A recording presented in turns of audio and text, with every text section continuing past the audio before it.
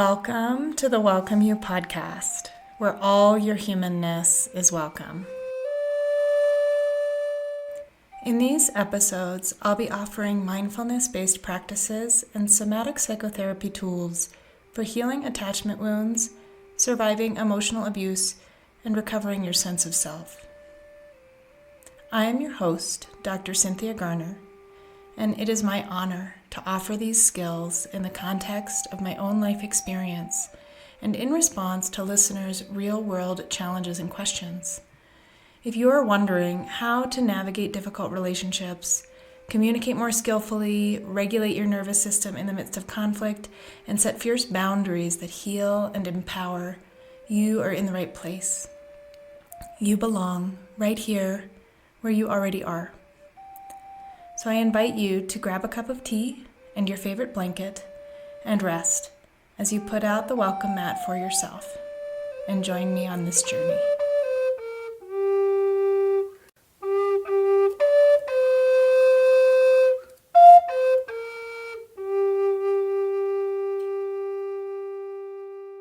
Welcome to the first episode of Welcome You. I am so excited to be here with you today, and this podcast has been a long time in the making. So I'm really grateful if you're listening right now that you're willing to come on this journey. Today we're going to be talking about our essential humanness and what it means to belong. A lot of times when we have core relationship wounding, this has happened at a very early time in our life when we were forming our primary attachments and deciding how relationships worked. So I'm going to share a little bit today from my own personal experience, but also offer you some practices that you can use if you did not experience a secure primary attachment with your caregiver when you were little, which so many of us unfortunately did not. And also, if your attachment style is causing problems in your adult relationships. I want to invite you, before we dive in, to consider and reflect for yourself, what is your attachment story? How do you experience belonging in the world? And how is this informed, perhaps, by your very earliest experiences of belonging and how you decided that relationships work when you were really little? I also want to encourage you to stay tuned for the end of the episode, where we'll be introducing my favorite segment, Get Down and Dirty with Dr. Cindy, which is an opportunity for you to call in and ask your questions about relationships and how to bring the best version of yourself so that you can reclaim yourself in the midst of relational conflict and upheaval. The Welcome You podcast is a production of Safe Within Wellness, an organization dedicated to supporting survivors of complex and systemic trauma in healing their wounds of belonging and thriving in relationship to themselves. Please help us keep our content ad-free and accessible to all by donating at safewithinwellness.com. Your presence and support matter more than you know. So I want to start our inquiry into belonging by talking about attachment. Any psychology textbook that covers human development will summarize the work of Mary Ainsworth and John Bowlby from the late 1960s and 70s that shaped modern psychotherapy. These researchers theorize that based on our early experiences with our caregivers, we develop schemas or beliefs about ourselves as worthy or unworthy of care and attention, and others as reliable or unreliable sources of support. Secure attachment occurs when we experience reliable attention and support and our needs are met. And insecure attachment occurs when there's a disruption in the process of bonding between the child and their primary caregiver. This is a type of trauma and may take the form of abuse or neglect, or it might be more subtle, such as lack of affection or response from a caregiver. Transgenerational trauma occurs when wounds are passed down through our genes and behaviors from generation to generation because there has not been resolution or healing. In fact, epigenetic research on transgenerational transmission of traumatized behaviors in mammals even shows that exposure to stress hormones in utero permanently impacts the behavior of offspring, even when those offspring are never exposed to the traumatized parent. So I'll just review briefly the 4 attachment styles that are recognized by researchers, which inform our behavior on a cognitive level, but operate outside of our conscious awareness. We could be securely attached, which means that we have strong bonds, we are able to trust, we have this ability to ask for help when we need it, and it seems like people who have secure attachment relationships in their younger years end up also enjoying more securely attached relationships in their adult years. So secure attachment is one type of attachment. We can also experience what is called avoidant attachment. And this is an attachment style where we actually, as the name says, avoid relationships, mostly as a protective strategy for keeping ourselves safe. Because somewhere in our early relationships, we probably learned that we didn't get our needs met in that relationship, and it wasn't safe to trust or count on our primary caregiver.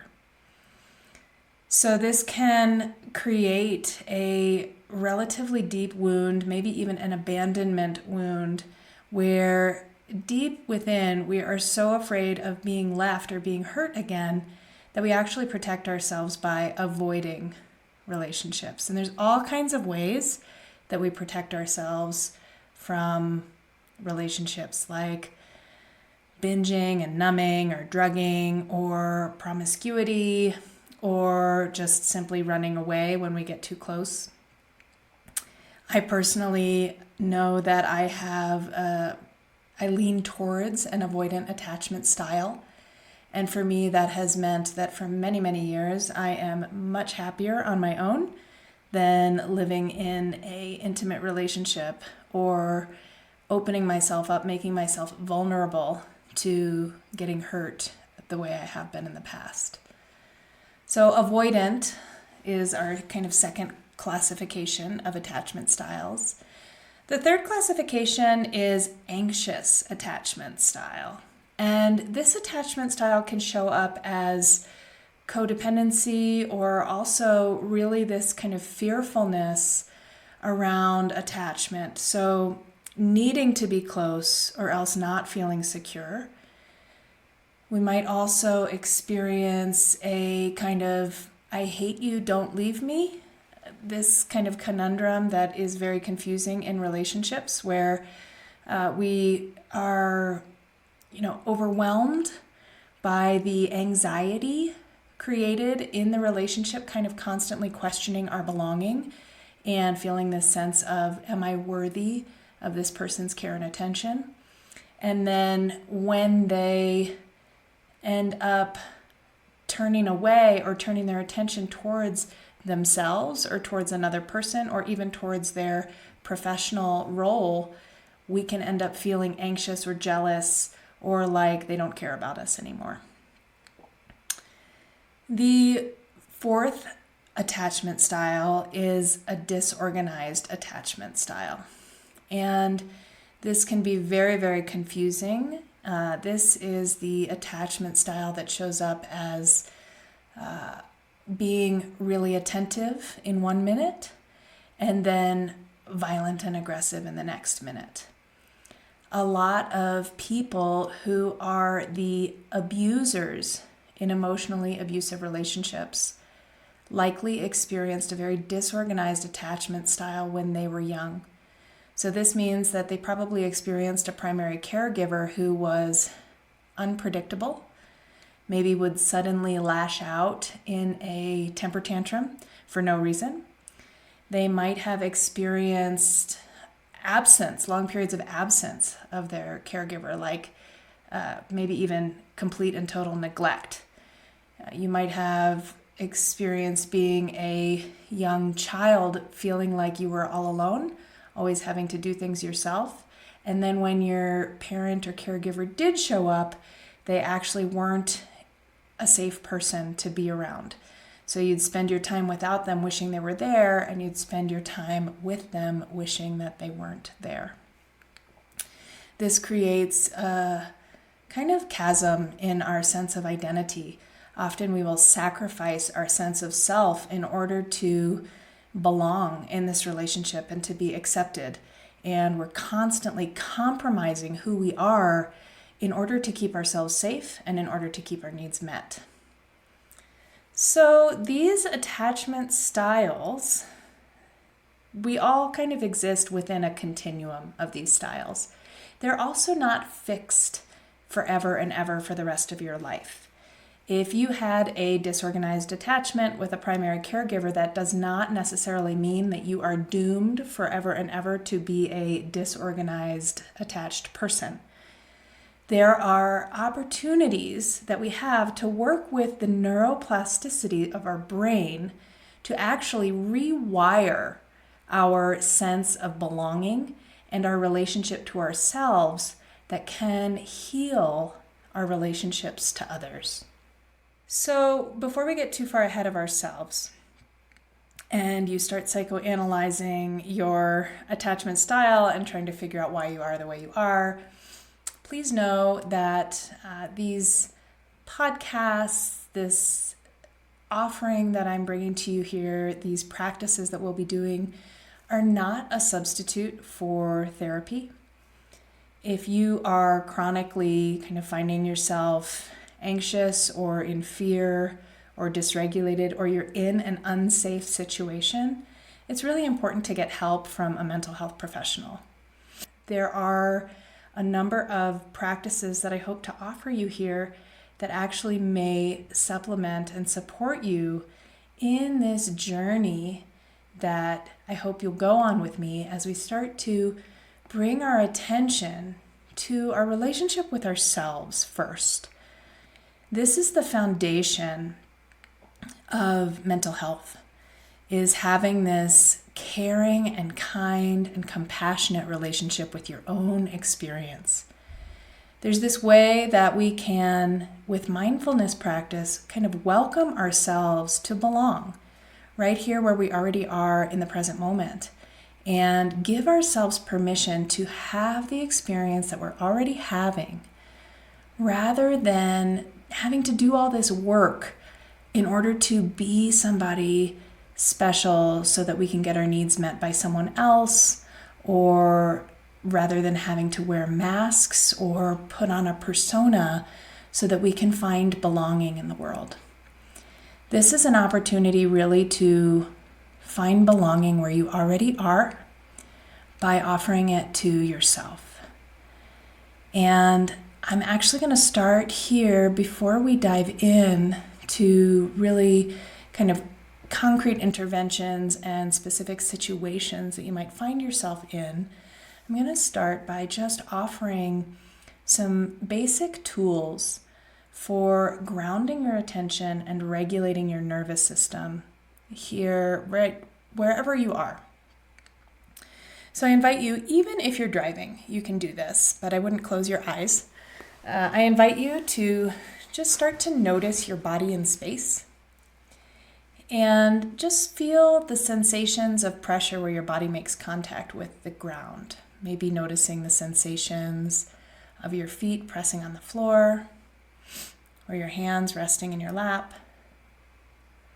And just starting to notice the weight of your body as you're resting here. And what I'll invite you to do as you start to experience this kind of physical sensation of your body resting on this surface that you're sitting or lying on is I want you to notice the support that's available from the chair or the floor underneath of you, or maybe even the car seat if you're driving. And I just invite you to notice that this support that's being offered to you is being offered without any conditions. The earth is not requiring you to do anything in order to continue holding you up. Gravity doesn't have any expectations of how you be, and it will continue to keep you firmly rooted on the earth. And so, welcoming yourself the same way this supportive floor or chair underneath of you is welcoming you. Giving yourself permission to just belong right here where you already are. And just notice what this is like to give yourself this permission. You might even start to bring awareness to your senses. You might notice the movement of the breath moving in and out of your body. You might notice sounds. You might even choose to place a hand on your heart or on your belly and feel the movement of the breath as you note the rising and falling of your chest. All of these things, these kind of automatic sensory perceptive organs, are doing what they're doing without you needing to get an A+ on a test, without you needing to get just the right gift, or without needing to have enough money in the bank. These basic life-sustaining sensory perceptive organs are doing what they're doing without any requirements of you. And so letting the senses be another way that you're welcoming yourself to be just as you are right here in this moment. And so there's actually a reason that bringing attention to our 5 senses can help us regulate in times of stress or anxiety. And this goes back to our really early evolution. So when our brains were developing, they kind of developed from the bottom up. And when we're in the womb, the first part of our brain to develop is our brain stem. And this is the part of our brain that's responsible for our essential life functions. So our breath, our heartbeat, our senses. And when this part of our brain was kind of evolving to be the way it is today, we were still kind of in our early human state living on the savannah. And this was really our survival brain. So we got information through our senses about whether or not the environment was safe. I like to use the example of a tiger. So if we notice kind of the twitch of a blade of grass, if we're an early human living in the savannah, we might think that that's a tiger. We might go on alert, thinking we need to prepare to either run away or to fight. So this is our fight-flight response. And when our fight-flight response is activated, basically what happens is the part of our brain called the amygdala dumps a whole bunch of stress hormones into our system. And this kind of mobilizes us for an attack. We have blood rushing to our limbs, our pupils dilate and constrict so that we can see really clearly in one direction. Our hearing becomes more acute. Our heart rate increases. Our digestion stops. And basically all of our energy is diverted from our kind of non-essential functions towards this critical survival. And so when this part of our brain activates, what we have happen is we have a kind of shutdown of the front part of our brain, which is called the prefrontal cortex. And when this part of the brain shuts down, basically our logical reasoning and our executive functioning and our choice, our decision making, they all go offline because we don't need to be planning or thinking about what we are going to do in the future if we are about to be eaten by a tiger. So because we kind of get hijacked into fight flight, very, very frequently in our modern life, what we have is this experience of kind of chronic reactivity or chronic hyperarousal, which means we're kind of living in a state of constant fight flight. If you have experienced trauma, this is often heightened. So you might even get kind of stuck on. You might be very jumpy. You might feel like everything's out to get you or startle very easily. You might have a lot of catastrophic thinking. And all of these are kind of habitual responses to a nervous system that has been conditioned to constantly scan for threat. If you think about our early experiences as young children or even in the womb, if the input that we're getting to our system is unpredictable and arrhythmic, then we kind of develop this super heightened sense of threat detection. If we are lucky enough to have a calm, regulated, mentally healthy mother who takes really good care of her body during her pregnancy and there's no relational conflict in those early years, then our nervous system gets to establish a baseline of much more regulation and stability and predictability. So this is where we can intervene on our own behalf, even as adults, if we have traumatized nervous systems. We can start to offer ourselves the missing experience, this experience that we didn't get to have as a child of rhythmic sensory input. So where do we have rhythmic sensory input available? Actually, it's right here inside of our bodies. We can start with our breathing. Our breathing is very closely linked to our parasympathetic nervous system, which is the branch of our nervous system that allows us to rest and digest. And when we can bring our attention to the sensations of our breath and just notice that rhythmic movement of the body, or even get in touch with the beating of the heart, this can be very, very stabilizing, even in the midst of crisis. This is why taking belly breaths is a primary intervention for anxiety. And it's a great tool to use in the midst of conflict. Now, focusing attention on the breath can be quite challenging, especially when the mind or our thoughts are very, very loud. If you have been in an abusive relationship or in a relationship dynamic that has taken up quite a bit of your mental real estate, and you're kind of living in a state of chronic threat around that relationship, what you might be experiencing is a level of anxiety characterized by intrusive thoughts and rumination that can really affect your mental health and your well-being. It may even be affecting your ability to sleep at night, your ability to regulate yourself or be present for your children.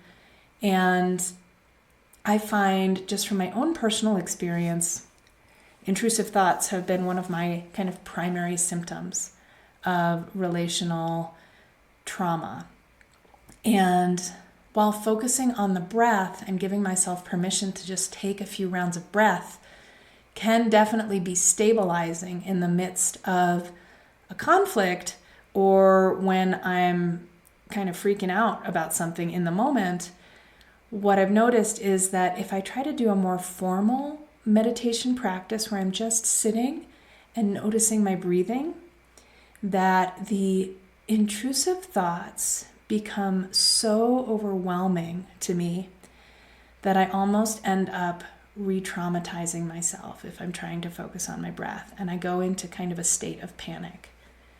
This happened to me a lot in the years after my divorce when I was first starting to develop a meditation practice. And I noticed frequently that as soon as I sat down on my meditation cushion, I would start to kind of get a little mini panic attack. I would get this feeling of like terror and constriction, and then like I couldn't breathe, and then this kind of mobilization of my limbs, like I just had to jump up and run away as fast as I could.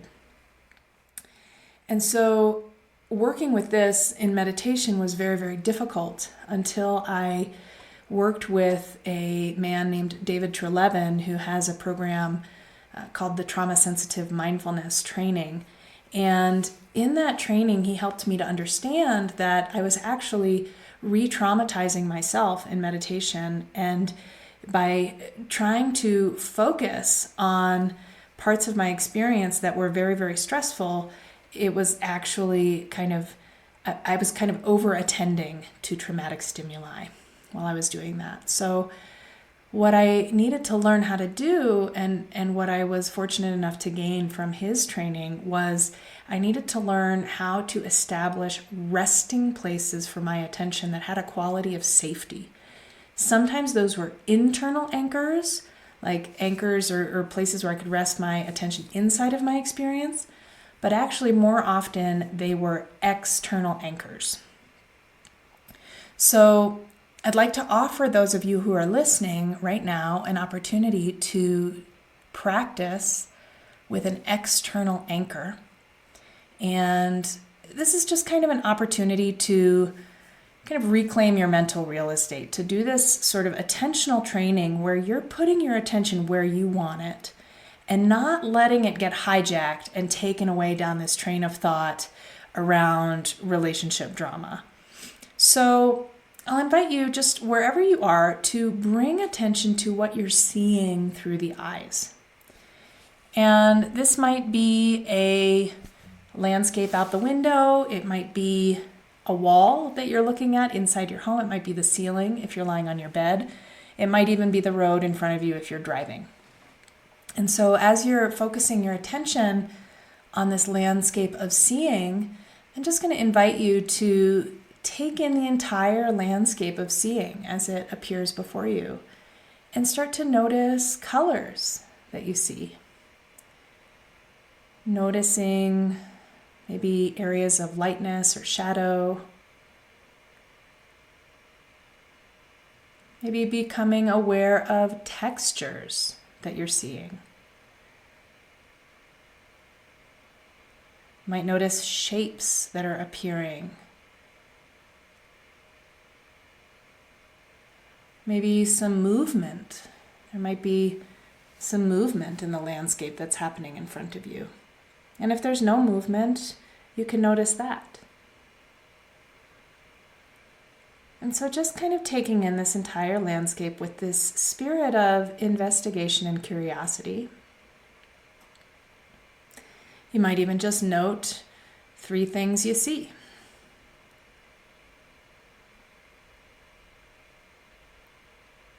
And maybe as you're being aware of what you're seeing, now we can shift attention to hearing and notice, what do you hear? You might be hearing the sound of my voice. What other sounds are present?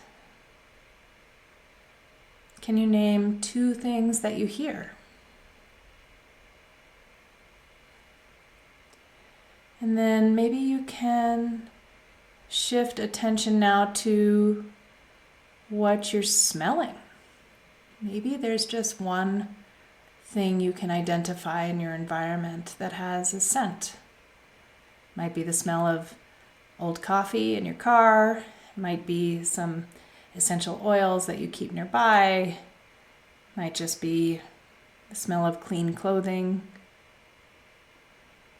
or the smell of your shampooed hair. And just letting yourself ground your attention with this practice of just orienting to the senses. Now, this practice we just did, I would just call it kind of a 3-2-1 practice. We did 3 things we see, 2 things that we hear, 1 thing we can smell, and just kind of notice what your experience is now. The more we do a practice like this, the more it's going to help us kind of return to the present moment and to what's actually here in front of us during moments of reactivity, and give us just that little bit of space so that we can regulate our nervous system. I like to think of it, if we go back to the tiger metaphor, I like to think of it as if we have time to stop and smell the flowers. This sends our brain a message that there's no tiger chasing us. And so in our modern world, where threat is everywhere all around us, we're actually most of the time probably not living in the present moment, but really kind of focused on what's happening in the future, or what has happened in the past, or our story about what will happen in the future because of what has happened in the past. And this can be very, very exhausting for our nervous system. So as your basic kind of skill in this first episode, my offering to you is just to start to notice what information is coming in through your senses. And if you have moments of feeling like you're getting hijacked, or you're going into a panic attack, or you're feeling overwhelmed, this kind of sensory awareness practice can be a really helpful way to just kind of bring yourself back to your own experience. When you do this, you give yourself permission to be exactly who you are. You don't have to have somebody else's experience of seeing or hearing or smelling. You get to have your own. And this also helps to start to build new neural pathways so that you can change your habits around being kind of caught up in a spiral of thinking about your relationships that can often take us down a rabbit hole away from ourselves. And we end up working really hard with our brains and with our bodies, and we're kind of chronically overtaxing our nervous system in order to get this sense of belonging with someone else.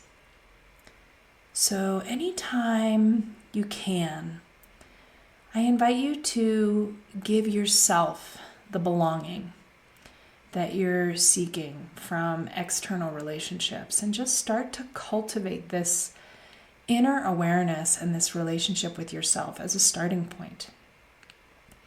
If you're interested in a longer version of these practices that I've offered in this podcast, they'll be available on the website welcomeyoupodcast.com.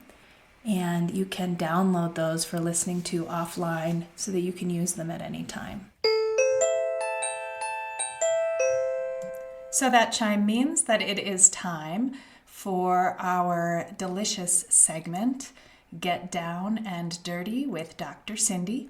So I want to just put the title of this segment in context. We are not necessarily going to talk dirty in this segment, although it might happen from time to time, but relational conflict can be very messy. And it makes sense that we want to avoid this mess. But it's really, really helpful to carve out some intentional time to skillfully kind of dip our toe in to these stuck places. Because what can happen if we avoid and resist bringing our attention to our experiences of difficulty is that our feelings and our discomfort can kind of build up inside us. And if you think of like a volcano that doesn't have a steam vent, but the pressure is building and building and building inside, what ends up happening is we can end up exploding or experiencing reactivity, or basically losing ourselves in the midst of conflict in ways that we really regret later on.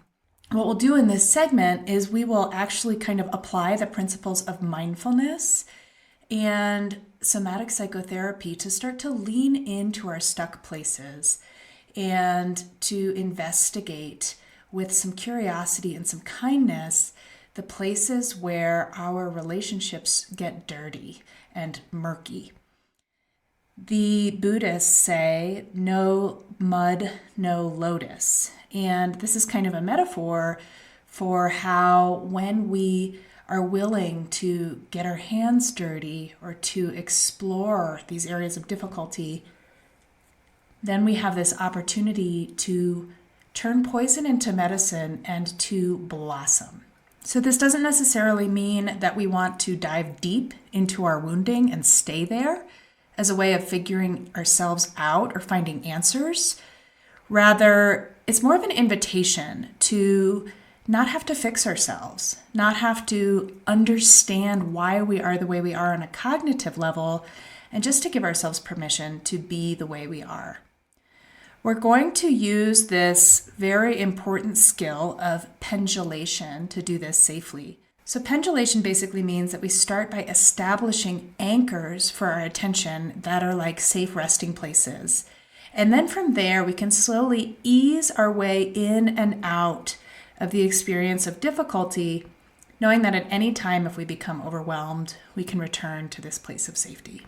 And here is a message from our first caller. Hello, I am going through a transition with my significant other. It's been a 2-year process.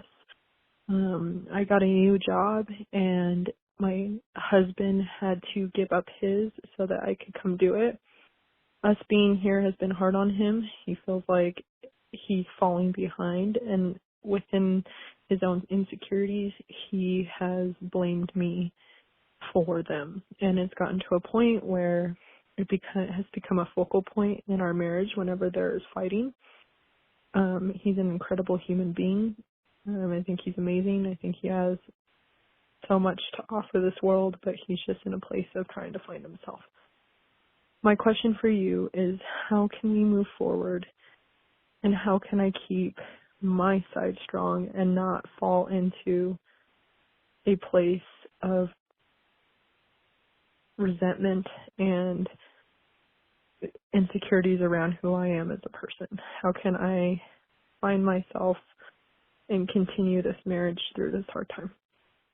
So first of all, I just want to acknowledge how hard you are working to take care of everyone around you. And it sounds like your energy has been going outwards to others for a really long time. Hearing your message, I feel this heaviness and this weight in my heart.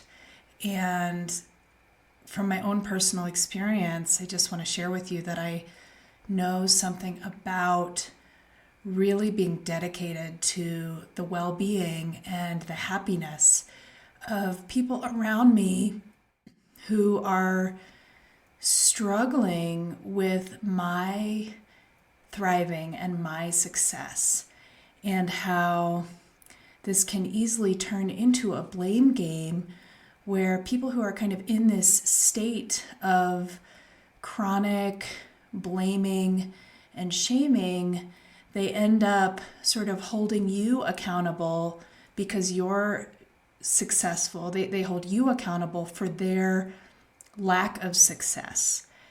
And it's almost like there's this equation in their minds that's something along the lines of, like, if I can let this person know how much I am struggling, then I will feel better by kind of giving them my unhappiness, therefore I can take theirs. But it doesn't really work that way, as we know. And the other thing that I'm hearing in your share is what sounds like a habitual pattern for your husband that most likely was learned behavior from his own experience. So blaming and kind of turning the responsibility for your well-being outwards towards those around you, this is a wounded place for him. This is a place where, as a child, he learned these behaviors. Maybe he witnessed them or experienced them from a caregiver. Sounds like he was probably never good enough or always getting kind of shamed no matter how hard he tried or no matter what he did. He probably didn't get recognized for doing a good job or being enough just the way he was without having to prove himself. So if at all possible, I know it's a hard pill to swallow, but if at all possible, in your shoes, my recommendation would be to first and foremost absolutely prioritize taking care of yourself. So, noticing that this kind of habitual pattern is cropping up and doing what you need to do to kind of double down on your self-care to make up for the depletion that you're experiencing in this relationship. And that might mean communicating your needs in a different way or being really clear about needing to have space and time to care for yourself as an investment in the relationship as a whole, because your system is kind of exhausted and depleted from having spent so much energy over so many years caring for others. And this comes back also to what I'm guessing might be a part of your history of really offering your own coping and skillfulness to those in your immediate family who may not have been coping skillfully themselves.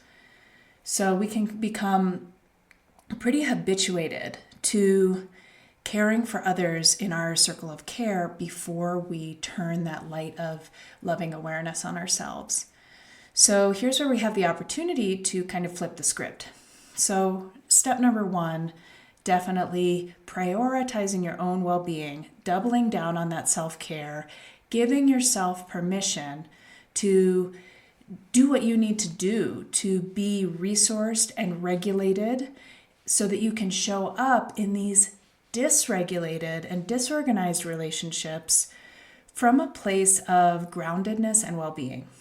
And the other thing that I would also recommend to you, maybe as step two, would be to offer yourself kind of a steam vent from time to time. This might mean upping your physical exercise or just giving yourself some space to move your body in a way that expresses these kind of pent up emotions. This might be like a movement class or yoga or just going for a run or maybe some dancing. There's a couple of modalities of mindful movement like 5 rhythms or even ecstatic dance that give the body kind of this opportunity to move freely and feel your feelings rather than have to think through your feelings.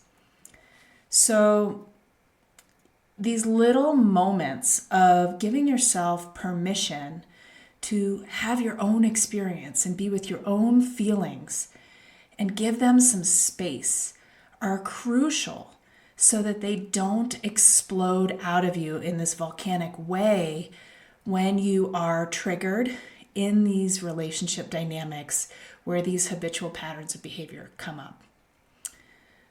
So the third thing I would recommend to you is also really maybe even making a list of what are the things I can control and what are the things I cannot control.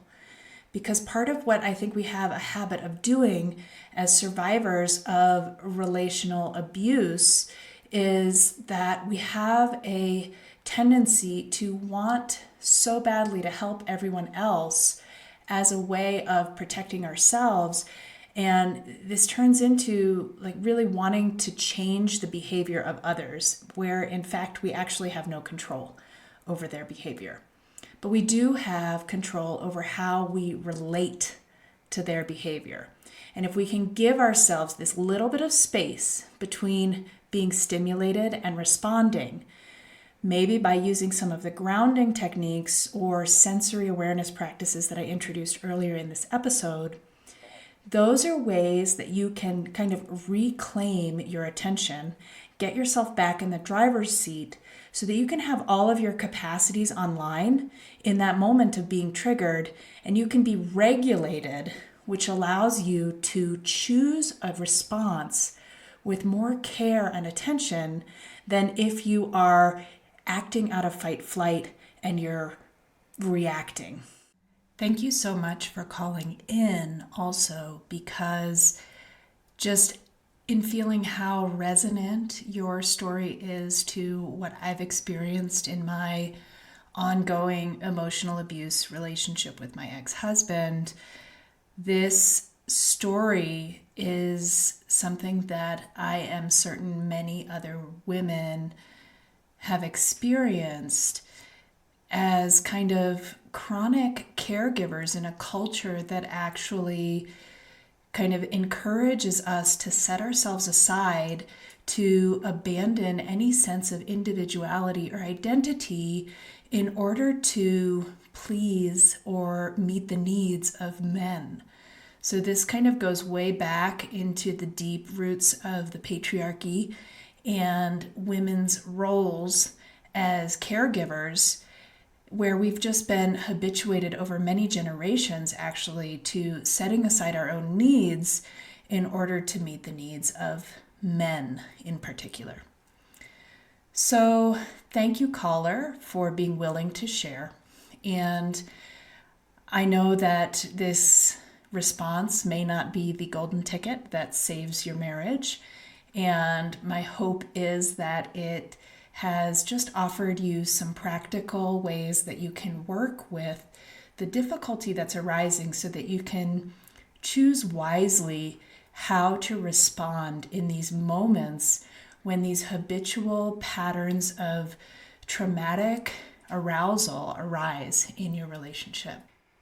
If you are interested in having me answer your question or in getting some advice about some relational challenges that you're experiencing, you are more than welcome to call in. The 24-hour hotline is available for you to leave your questions and stories in our voicemail. You'll have 3 minutes to record, and the phone number you can call if you'd like to do this is 719-759-9471. You're also welcome to email your questions to help@askdrcindy.com. That's help@askdrcindy.com. As always, if you are in danger, if your safety is in danger, please call 911 or the domestic violence hotline at 1-800-799-SAFE. That's 1-800-799-SAFE. For more resources to regulate your nervous system and help you manage fear and grief in relationship, please visit safewithinwellness.com. Here you can find guided mindfulness meditations and a free guide to instantly reduce your anxiety. You can also donate here so that we can continue to offer this content to you ad-free. Between now and when we meet again, remember to breathe and to give yourself permission to rest in the present moment and to be here with what's arising. Whatever you're feeling, whatever your experience, your emotions are valid, and it's worthy of your time and care to give yourself the gift of your attention and to welcome you.